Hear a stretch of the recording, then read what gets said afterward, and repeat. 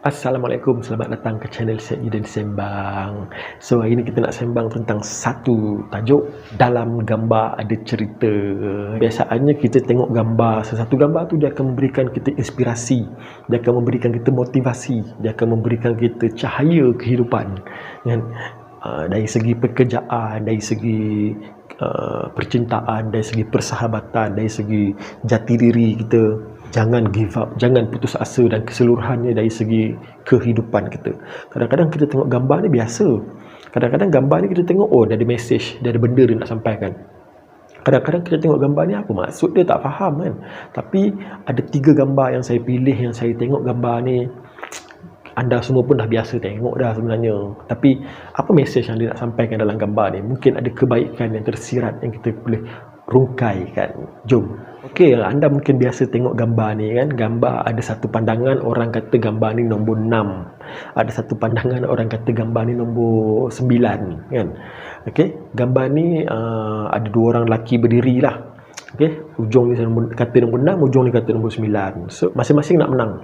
Yang dia nak menegakkan ini 6, ini 6. Yang dia menegakkan ini 9, 9. Apa cerita gambar ni sebenarnya? Kan? Gambar ni menceritakan sebenarnya setiap manusia mempunyai pandangan.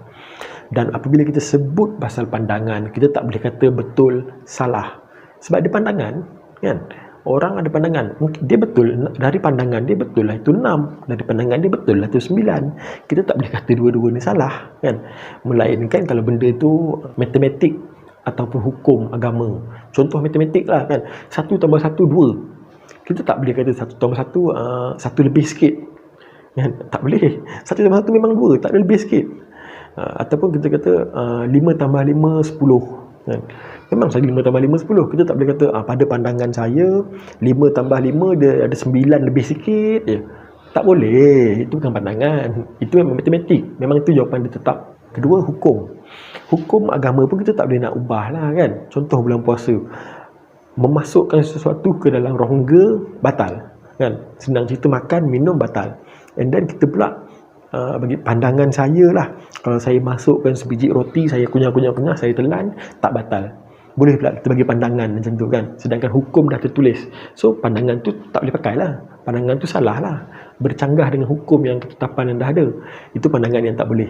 Apa-apa isu benda-benda lain yang berlaku dalam negara, berlaku dalam dunia, kalau kita ada pandangan, kita boleh lontarkan. Sebab itu adalah pandangan. Saya bagi contoh analogi mudah kan. Kita pergi satu kedai, kita order satu nasi goreng, dimasak oleh chef yang sama, beras yang sama, kuali yang sama, cara yang sama, dihidangkan kepada 10 orang.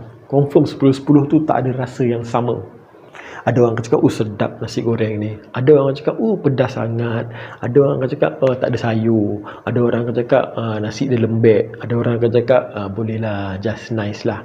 10-10 orang tu ada pandangan yang berbeza. Sebab apa? Penerimaan kita adalah pada diri kita, bukan pada objek, bukan pada nasi goreng tu. Nasi goreng tu hanyalah nasi goreng. Nasi goreng tu tetap dimasak oleh orang yang sama, guna beras yang sama, kuali yang sama, cara yang sama, dan dihidangkan, tetap nasi goreng. Tapi penerimaan pada diri kita. Kalau kita pandang sesuatu benda tu positif, kita akan dapat positif lah. Kalau kita pandang satu benda tu negatif, kita akan dapat negatif. Contoh mudah, analogi mudah lah, pandangan. Kita post gambar makanan dekat Facebook kan. Memang sekarang ni isu hot. Post gambar makanan, kononnya kita nak riak, nak menunjuk kita boleh makan macam-macam. Okey. Niat kita tak tahu, kita dengan Allah kan. Niat kita dengan Allah nak post gambar makanan. Kita post gambar makanan. Ada orang yang dia akan react macam ni. Dia akan cakap, post gambar makanan, kat mana kedai aku nak pergi makan lah kan? Dia akan react macam tu. So dia dapat apa? Dia dapat orang ni berkongsi untuk share dekat sini ada satu tempat makan yang sedap. Dia nak share dengan kawan-kawan. So kita komen, kat mana kedai ni aku nak pergilah makan. Kita dapat benda tu positif. And then kita post makanan, macam mana buat resepi ni boleh share resepi tak? So kita pun dapat benda yang positif. Kita nak belajar. Rupanya dia post, dia nak kongsi makanan, dia nak kongsi cara masak, cara yang sedap, cara yang betul. So kita dapatlah positif. Mungkin pandangan yang berbeza, post gambar makanan, menunjuk lah tu, dia boleh makan benda sedap-sedap apa semua kan. Kesian lah orang lain tak mampu nak makan. Kalau kita berpandangan negatif macam tu, kita dapat negatif lah. Gambar tu hanyalah gambar, hanyalah post. Tapi kita yang buat andaian, oh dia nak menunjuk. So kita dapat negatif. Kalau kita buat andaian, oh dia nak share kat kedai ni sedap makan ni, dia nak ajakkan kawan lain pergi makan ni, kan? Kita dapatlah benda yang positif. Pandangan semua orang berbeza. Tak payah cakap, tak payah berdebat dengan orang yang punya pandangan yang banyak. Setiap orang punya pandangan yang berbeza-beza. Biarkan mereka dengan pandangan mereka. Kalau benda tu betul, betul. Kalau benda tu tak betul pun, kita diam je lah. Masing-masing ada pandangan. Jangan kacau orang, sudahlah. Masing-masing orang ada pandangan sendiri, kan? Gambar yang kedua juga, gambar ni korang dah biasa tengok. Ada 3 orang berdiri, kan, nak tengok bola, game, nak tengok stadium, game bola. Apa mesej gambar ni sebenarnya? Mesej dia adalah nak tengok bola, pergilah beli tiket. Kan, sebenarnya mesej dia adalah dia nak menunjukkan yang keadilan dan sama rata adalah tak sama. Dia menunjukkan orang yang tinggi tak perlukan satu kotak pun untuk dia tengok game bola. Ada orang yang sederhana, dia memerlukan sedikit kotak untuk dia tengok game. Ada orang yang rendah memerlukan lebih banyak kotak untuk tengok game. Dan ada satu gambar lagi sebelah dia, gambar setiap orang dapat kotak yang sama. Tetapi kesan dia yang tinggi tu terlebih, yang tengah tu dapat tengok, yang kecil tu tak dapat tengok langsung, kan? So apa yang dia nak sampaikan dalam mesej dalam gambar ni? Yang pertama, adil dan sama rata adalah tak sama. Okay. Sebab kita ambil contoh dalam kehidupan lah, kan? Orang kaya, orang sederhana, orang miskin. Okay. Orang yang kaya, dia tidak perlu dibantu. Dia dah boleh hidup sendiri, dia dah boleh survive. Orang yang sederhana perlu dibantu sedikit. Orang yang miskin perlu dibantu lebih. Orang kaya dapat hidup dengan diri dia sendiri yang dah kaya. Orang sederhana dapat hidup dengan bantuan yang sedikit. Orang susah dapat hidup dengan bantuan yang lebih. Tapi kalau kita bagi bantuan yang sama buat semua, tapi tak adil. Contoh, sama. Orang kaya dapat RM1,000, orang sederhana dapat RM1,000, orang miskin RM1,000. Semua sama dapat RM1,000. Tapi orang kaya mungkin tak memerlukan pun RM1,000 tu, sebab dia memang dah kaya, dia ada banyak dah duit. Orang yang sederhana mungkin memerlukan. Orang yang fakir miskin mungkin lebih memerlukan daripada RM1,000.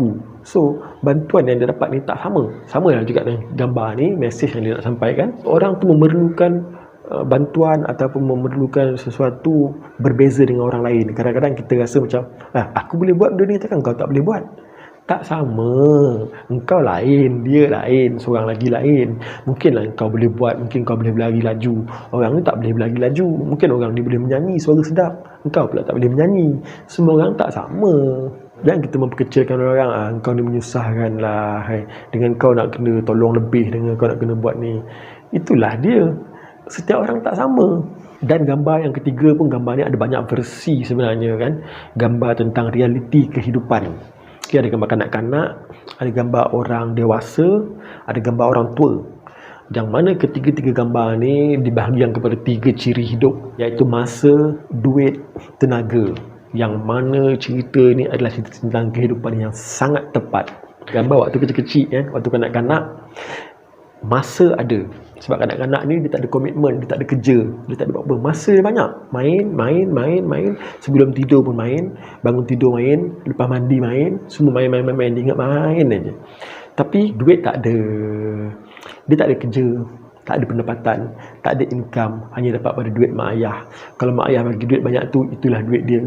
Nak beli PS4 sendiri tak ada duit, nak beli kereta sendiri tak ada duit, nak beli apa-apa benda sendiri semua tak ada duit, nak beli rumah sendiri semua tak ada duit. Sebab masih kanak-kanak, so hanya bergantung kepada duit mak ayah. Tapi dia ada yang ketiga, tenaga. Sebab dia masih kanak-kanak, dia masih sihat, so dia ada masa, dia ada tenaga, dia boleh main, dia boleh masih kuat, boleh buat macam-macam aktiviti lagi, kan. Masuk fasa yang kedua, fasa dewasa, dia dah tak ada masa.